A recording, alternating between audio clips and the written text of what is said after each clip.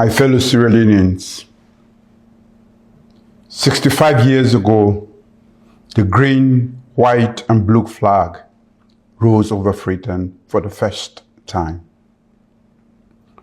It rose because courageous men and women believed that this land should belong to its own people. They believed Sierra Leone could govern itself, shape its destiny, and stand with dignity among the nations of the world. Some paid everything for that belief. We honor them today by proving equal to the task they place in our hands. 65 years on, we know this truth. In 1961, we were not handed a finished nation. We were placed at the starting blocks of nation building, and the work of shaping a more mature nation remained ours. A mature nation does not hide from difficulty. It does not confuse ceremony with progress. So today, we mark this anniversary not with sentiment alone, but with measurable and undeniable evidence. In that spirit, I'd like to speak clearly about the pressures our people are carrying, about the country we are building, and the democratic duty we all share in securing Sierra Leone's future. Sierra Leoneans, the world around us remains unstable.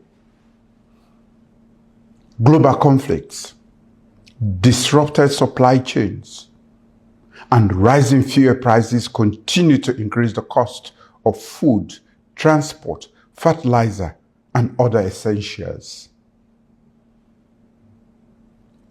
Sierra Leone feels these are shocked sharply because we still import too much of what we consume. When the world becomes more expensive, life here becomes more difficult. Families feel it in the market, drivers feel it at the petrol station, traders feel it in the cost of moving goods. Households feel their rent and electricity bills. And they feel it in the daily strain of stretching limited income across ever-rising needs. I will not pretend otherwise. These pressures are real and felt in every district, town, and home across our beautiful country. For many families, even the most basic purchases now require careful calculation. There is also the reality of unreliable electricity that affects households and businesses alike. A serious government must be serious about this. But honesty is not enough. A serious government must also act. Fellow Sierra Leoneans, since 2018, my government has worked to strengthen the foundations of our economy. We are stabilizing the Leone, improving fiscal discipline, strengthening domestic revenue mobilization, narrowing the deficit, and managing inflation with greater seriousness and consistency. Our program with the International Monetary Fund remains on track, and our partnerships with the World Bank, the African Development Bank, the European Union, and others continue to support stability and social protection.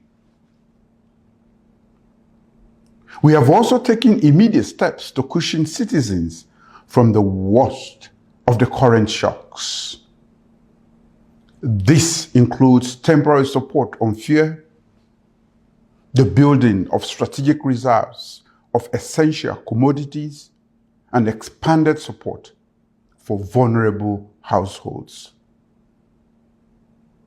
That support has reached citizens through the cash transfer and cash for work programs in communities where the pressure is greatest. We remain dedicated to shielding our citizens more effectively from the external shocks that are beyond our control. These measures matter.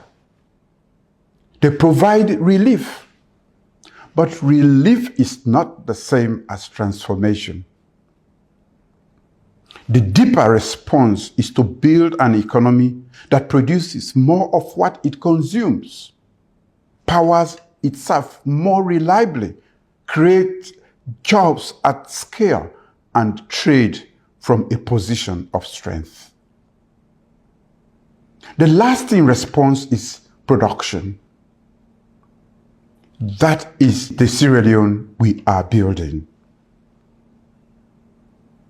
And that is why, for my government, 2026 is a year of action and accelerated execution. Fellow Sierra Leoneans, over the past 12 months, we have advanced our Feed Salon flagship program with urgency and direction. Agriculture is steadily becoming an engine of growth. Farmers are gaining greater access to improved seeds, financing, and markets. Investment in agribusiness is expanding. Our rice import bill is easing. Exports, such as cocoa, are strengthening our reserve. This progress is the result of deliberate action to shift Sierra Leone from consumption to production. This year, we will complete critical bridges and feeder roads that connect farmers to markets.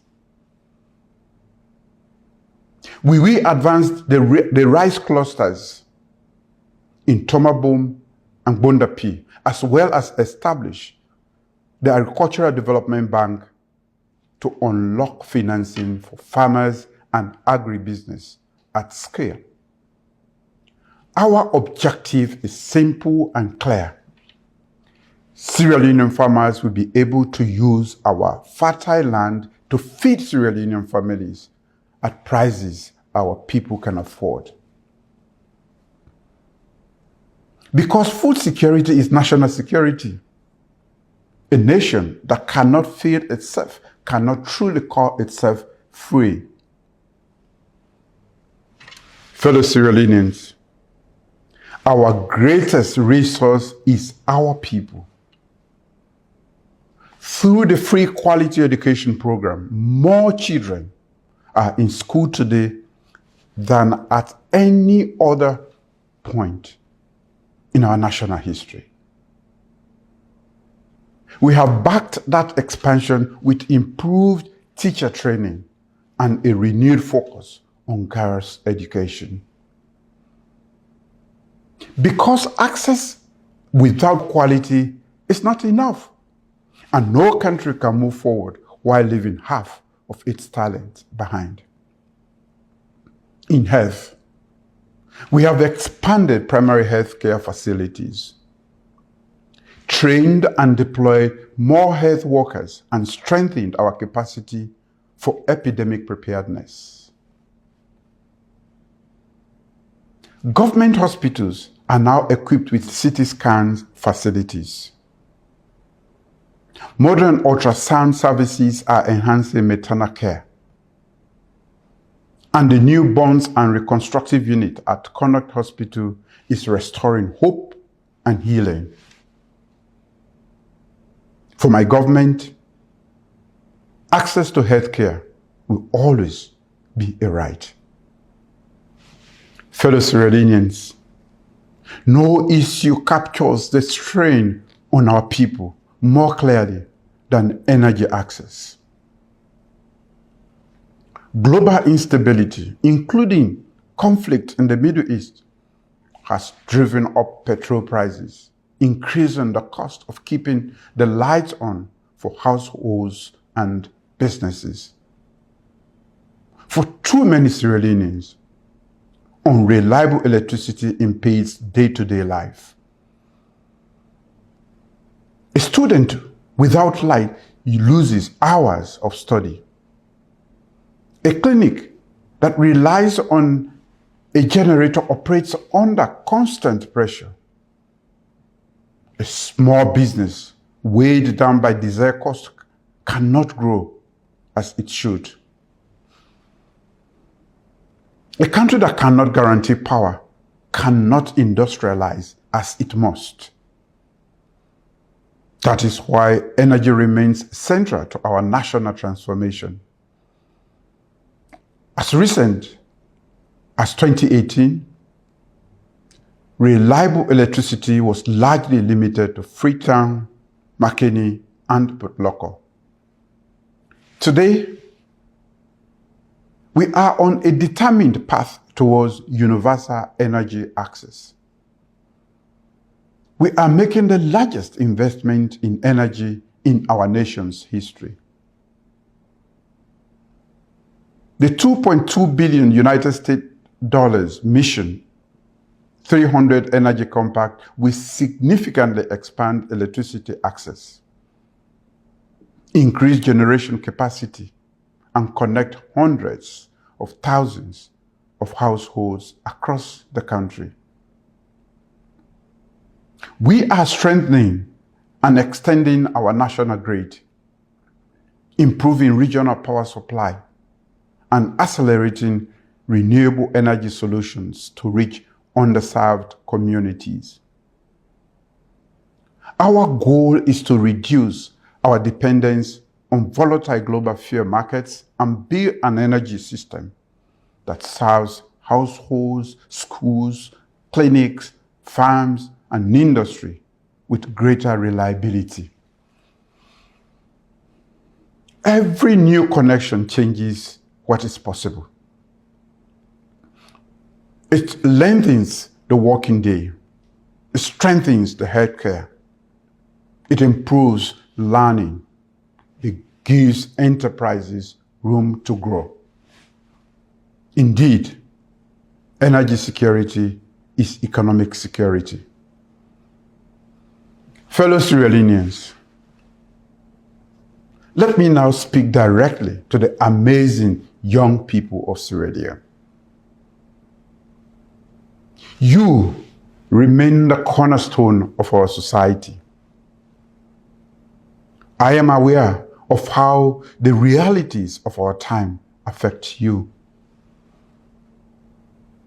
The frustration of finishing school and not finding work quickly enough is real. The frustration of carrying ambition in an economy that has not yet created enough room for it is real. The temptation to believe that your future lies somewhere else is real. You deserve honesty from your government. You also deserve effort from your government. Everything we are building in agriculture, education, energy, enterprise, and skills will open wider pathways for you. The purpose of our policies is to improve the life opportunities of citizens. As government does its duty, I ask of you discipline, courage, and belief in your abilities. I ask you to reject drugs, substance abuse, and crime because Sierra Leone needs your strength your judgment clear, and your talent fully alive. I also ask you to hold us accountable. Demand seriousness. Demand results. Demand a country that makes better use of your gifts. Sierra Leone needs your energy, your ideas, and your determination to demand more from this country. We are building with you, not for you, and not without you. So, fellow Sierra Leoneans, at 65, a nation must also speak plainly about its democracy. Democracy requires a strong and active opposition. That is not in question. A healthy republic depends on contest, scrutiny, disagreement, and debate. But it also depends on presence, participation, and duty. When a person is elected to parliament, they hold that seat in trust for the people who stood in the heat and rain to put them there. When mayors or councillors accept office, they carry a continuing obligation to the community that chose them. That duty and trust do not pause or disappear in moments of political disagreement. The people must continue to be served.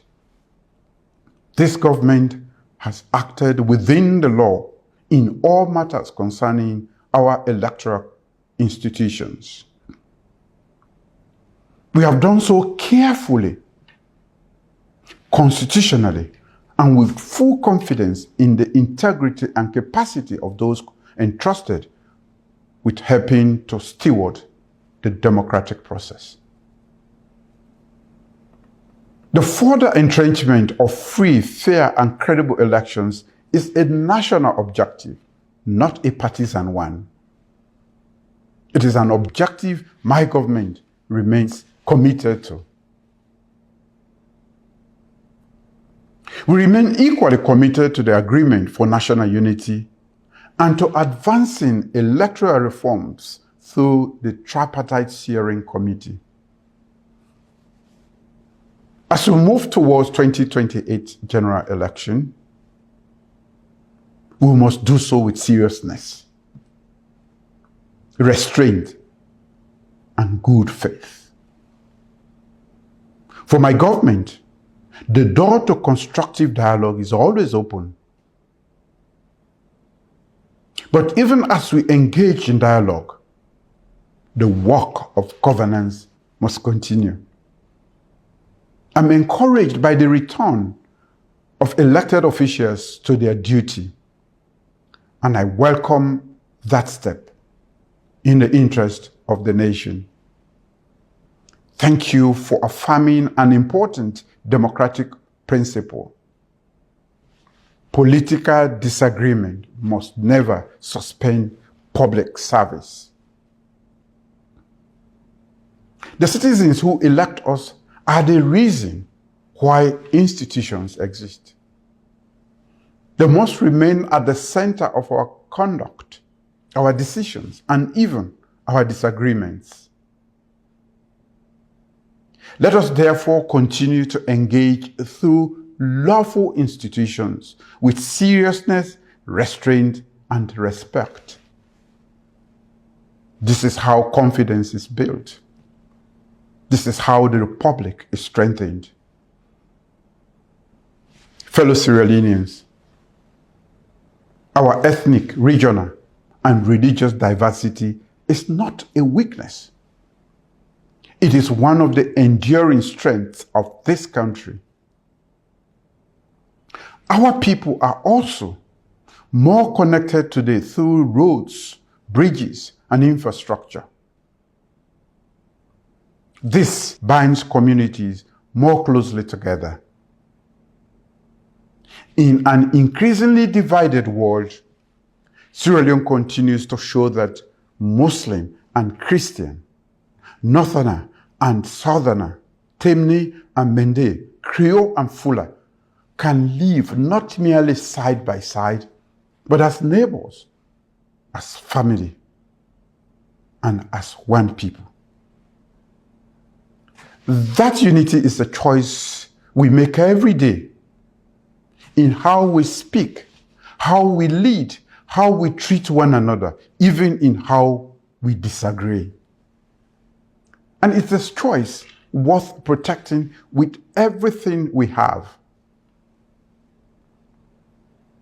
I stand before you as president for every Sierra Leonean at home and abroad. And I believe our democracy will be strongest when political competition is real, institutions are respected, and our common nation remains larger than any party or any moment of disagreement. Fellow Sierra Leoneans, as we mark the 65th anniversary, I acknowledge those whose service sustains our republic every day. The men and women of our armed forces, police, the security services. Your professionalism and quiet dedication safeguard our peace and make our progress possible. Our paramount chiefs, traditional rulers, community elders, local council leaders, our imams, pastors, and all people of faith who steady the moral life of this nation. Our teachers and health workers, our civil servants, and those who keep our institutions running with discipline and integrity.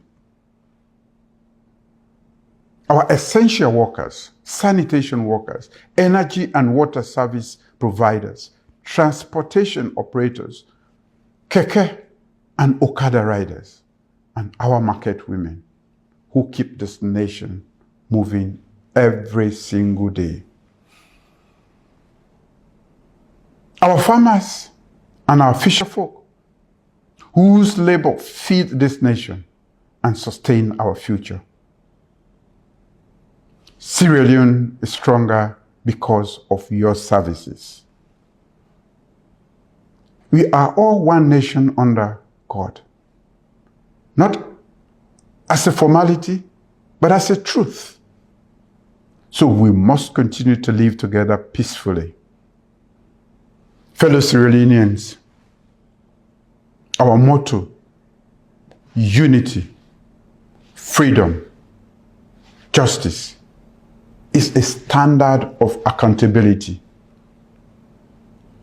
Unity calls us beyond tribe, region, party, and religion to a shared national identity. Freedom demands that the dignity and rights of every citizen are upheld. Justice requires institutions that are fair, credible, and accountable to all. These are the standards by which we should be judged and by which we will judge ourselves. They are the measure of our national seriousness. They are the obligations of government. 65 years from now, Sierra Leoneans will ask, what did this generation do with the country they inherited? Let the answer be this, that we've faced difficulty with maturity,